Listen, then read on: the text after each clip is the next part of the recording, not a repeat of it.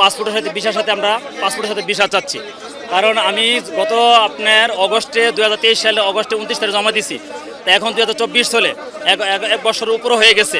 এরকম আমাদের মতন অনেক হাজার হাজার লোক এরকম আছে যে এরা ভুক্তভোগী এরকম আছে, কিন্তু আমরা আজও পর্যন্ত ভিসা পাইতেছি না। এখন আমরা কেউ দুবাই থেকে আসছি, কেউ সৌদি আরব যে কোনো গার্লফ্রেন্ডের দিকে আসছি, ভিসার সাথে নিয়ে আসছি। যদি আমরা ওইখানে দেশে যাই, যদি ভিসা লেগে তো আমরা ওই দেশে চলে যাবো, আর নয়তো আমরা রিটার্ন আবার দেশে চলে যাবো, এরকম ভিসা হাতে নিয়ে আসছি। এমন লোক আছে দেশের মধ্যে দেখা আছে কি 70,000-80,000 টাকা কামাইতো, কিন্তু তারা ওইটা ক্যান্সেল করে, কিন্তু আর যাইতে পারতেছে না। কিছু লোক আছে যে আপনার একবার ক্যান্সেল করে এসে পড়ছে, কিন্তু ওই দেশে যাবে বিদায়। আবার কিছু লোক আছে যে ভিসা নিয়ে আসছে, যে 3 মাসের এরা ডেট দিয়েছে, 3 মাসের ভিতরে এরা আমাদের পাসপোর্ট ডেলিভারি দিলে আমরা ওই দেশে চলে যাবো, আর নয়তো আমার ভিসা যে ভিসা পুরান ভিসা নিয়ে আসছি বাহির কান্ট্রি থেকে, ওই দেশে চলে যাবো।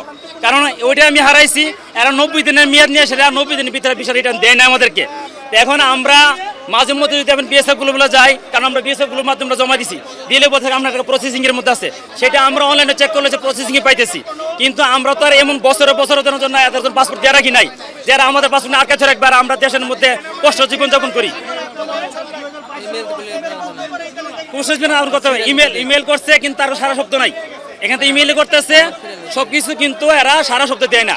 কিন্তু এখন আমরা পাসপোর্ট ইটালি এম্বাসি জমা দিয়ে রাখবো, আর এখানে বছর চলে যাবে।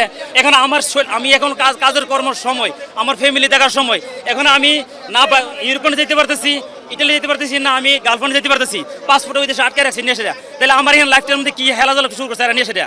এই লাইফের মধ্যে আমি কি করবো এখন? না আমি কোনো কিছু করতে পারছি না, মাঝখানে গাঙ্গারে আধা রাস্তাতে মাঝখানে পড়ে থাকে, আমি ঠিক এরকম অবস্থার মধ্যে আছি। হয়তো আমাদের পাসপোর্ট যদি, আমার কাগজ যদি রেডি থাকে, ডকুমেন্ট যদি সঠিক থাকে, তাহলে আমাদের সাথে পাসপোর্টের সাথে আমার ভিসা দেওয়া হোক। আর যদি ফেক থাকে, তার হাতে আমার পাসপোর্ট রিটার্ন দিয়ে হোক। আমরা যাতে ভিসা নিচ্ছি তাদের সাথে আমরা বোঝাপড়া করবো, ঠিক আছে? কিন্তু আমাদের অবিলম্বে চাই, এখানে অনেক লোক, এবং সিরিয়াল মতো দিতে হবে। এখন অগস্ট মাসে থেকে দিয়ে ডিসেম্বরে দিবে, অগস্টের মাসে ভিসা পাইলো না, সেটা হবে না। অগস্ট মাসে যে জমা দেওয়া আছে, অগস্ট মাসে সিরিয়াল দিতে হবে।